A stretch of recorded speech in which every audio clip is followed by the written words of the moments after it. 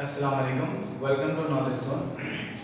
In the previous video, we are discussing lot of about rain and river, as you know everyone. Today we are going to discuss facing the challenge in the cyclone and floods.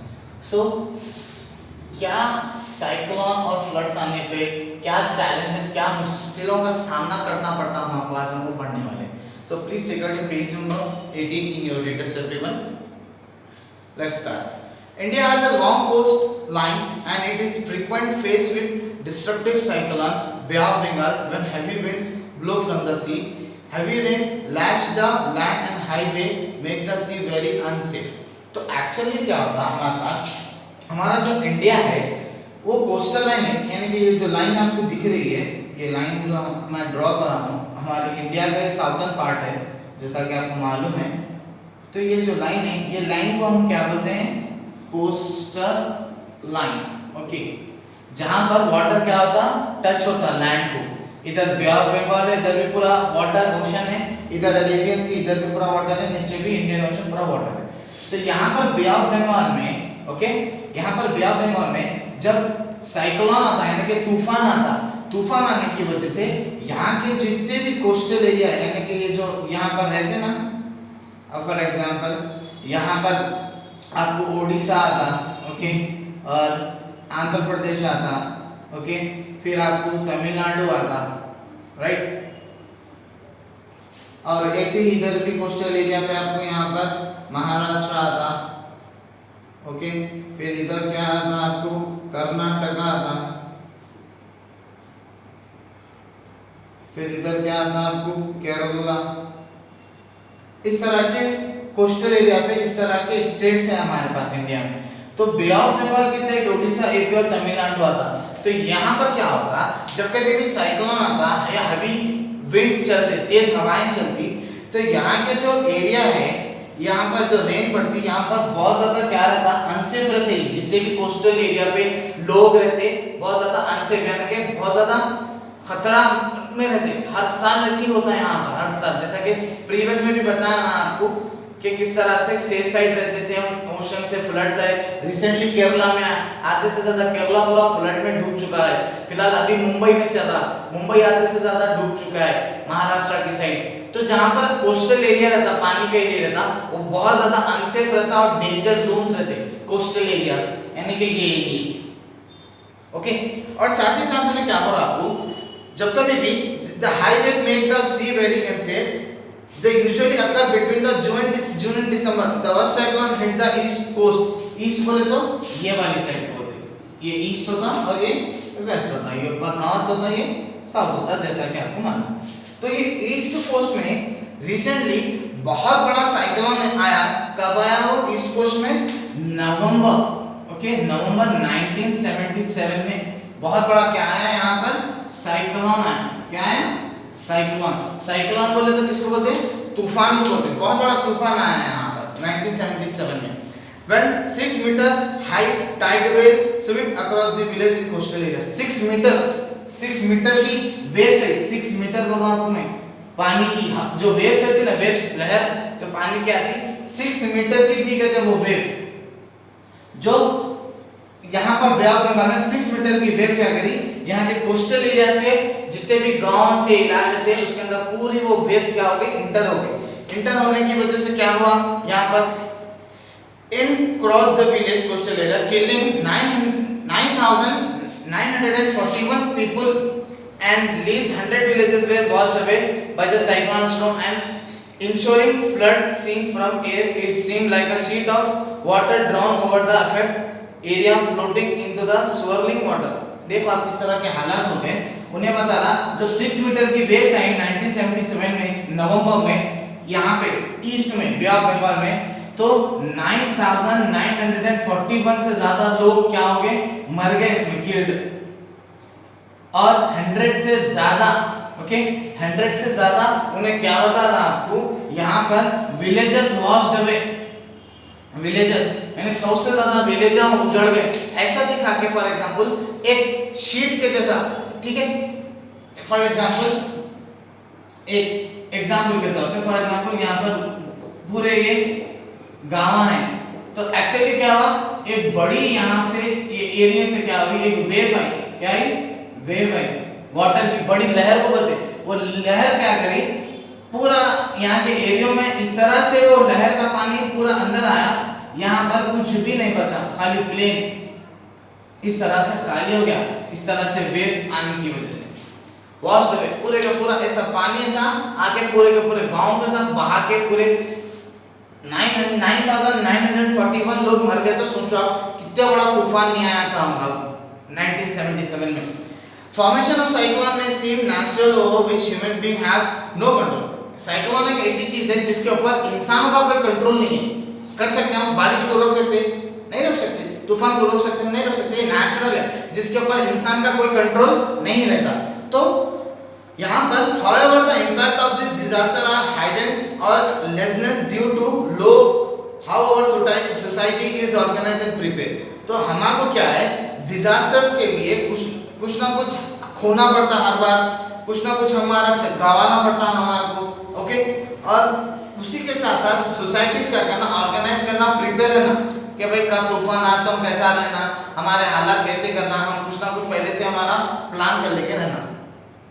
For example, if you see who live in the most vulnerable part of the land which is most affected by cyclone, you will find that if these people who live there with least resource to define themselves। अगर आप गौर से देखें कि coastal area पे वो लोग रहते हैं जो बिल्कुल वल्नरेबल प्लेस है, यानी कि बहुत खतरे की जगह है बहुत ज़्यादा, जहाँ पर साइक्लोन आते रहता और बहुत कम चीज़ों के साथ, रिसोर्सेज के साथ रहते हैं, छोटा मोटा कुछ भी बना लेके रहते, ऐसा बड़े बड़े घर बगले बना के नहीं रहते क्यों, तो ज़्यादा नुकसान होता, ऐसे झोपड़ियाँ वगैरह सब बना के रहते क्यों, मतलब तूफान भी आया, बाढ़ भी आई, फ्लड्स भी आए तो ज़्यादा नुकसान नहीं होता। The sea coast are lined with herds of poor fishers float and the low line of towns and villages। तो यहाँ पर जो सी कोस्ट की जो लाइन है इसके ऊपर छोटे छोटे हट्स, मैं बता ना आपको, झोपड़ियाँ, वो किसके पूर फिशर फ्लोट यानी कि फिशरमैन, मछुआरे रहते हैं आधे से ज्यादा कोस्टल एरिया पर, ताकि वो लोग फिशिंग करने के लिए छोटे मोटे झोपड़ियाँ बना लेते, तो लोगों की झोपड़ियाँ खराब हो जाते, टाउन्स और विलेजेस पूरे के पूरे तबाह और बर्बाद हो जाते तूफान आने की वजह से हर साल। एंड साथ ही साथ the town and the village flood which get flooded are usually inhabited by the slum of the poor। The people who live in the high cement concrete building are able to store food, water etc। अब जो गरीब लोग हैं जो झोपड़ियों में रहते हैं लोग तो भय पर झोपड़ियाँ चल जाते हैं, उनका सामान, खाना, पानी सब तबाह और बर्बाद हो जाता। और जो सीमेंट कॉन्सेंट्रेट के अच्छे सीमेंट के जो घर बना लिए टाउन में, सिटीज में, वो लोगों के थोड़े बहुत फूड्स, खाना और रहने की थोड़ी बहुत जगह सेफ साइड रहती है। बाकी के आधे से ज्यादा जो पूर फार्मर्स है या पूर जितने भी फिशरमैन हैं के सब घर बर्बाद हो जाते हैं। और साथ ही साथ the for many days there thus we can see that the disaster affect the poorest the most। और हम बहुत टाइम से यही देख लेते आ रहे हैं कि जो अच्छे घर वगैरह बने हुए लोग तो सेफ साइड रह जाते, लोग खाना पानी अच्छा सेफ साइड रहता, कंक्रीट के घर रहते, सीमेंट के बच जाते। ज्यादातर जो नुकसान में आते, जो उसको परेशानी ज्यादा उठाना पड़ती, वो है पूरेस्ट पर्सन यानी कि जो गरीब रहते हैं कोस्टल एरिया पे, उन लोगों को बहुत मुसीबत उठाना पड़ता जब कभी भी बाढ़ या जब कभी इस तरह के साइक्लोन्स आते कोस्टल एरियाज पे।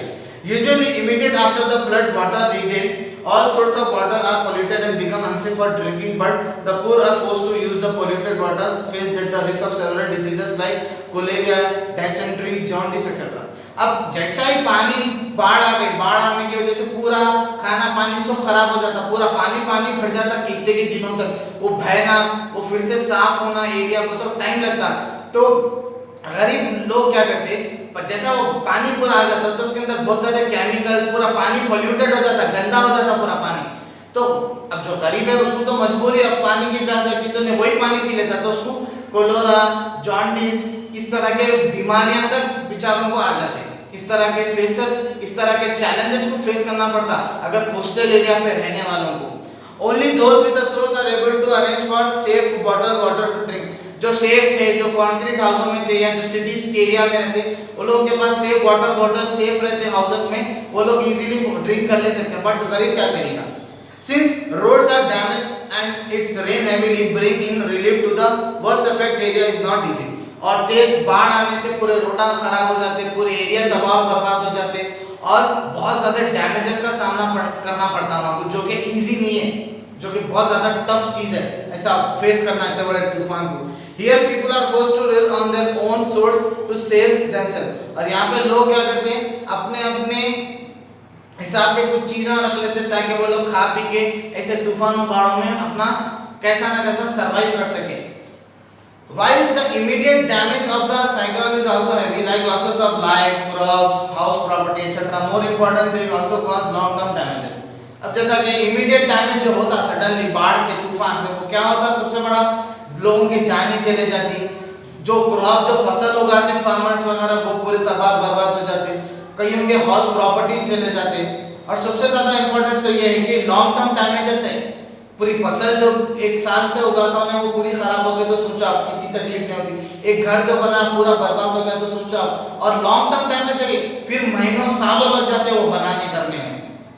इस तरह के नुकसान, इस तरह के चैलेंजेस का सामना करना पड़ता है हमारे को कोस्टल एरिया पे रहने वाले लोगों को।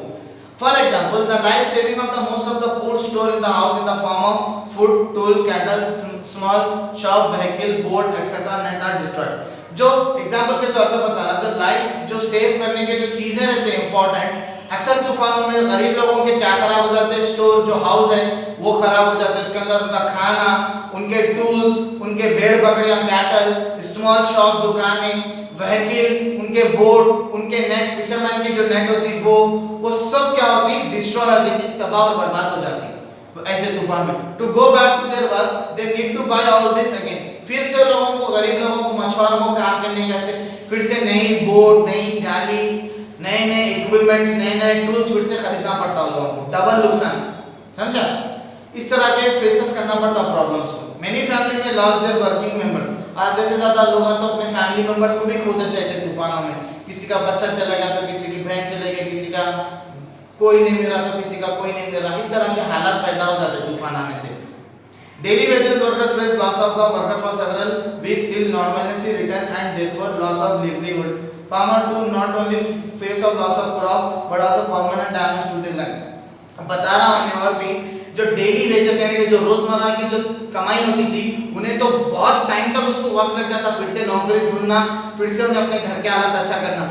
ये अभी फिशरमैन को नहीं, फार्मर्स को भी बहुत ज्यादा प्रॉब्लम होती। क्या, एक तो फसल खराब होती होगी और कईयों दिनों तक, कईयों महीनों तक वो पानी जमीन में वैसे ही ठहरने की वजह से पूरी जो उसकी खेती रहती, वो जो मट्टी रहती वो भी बहुत ज्यादा डैमेज हो जाती।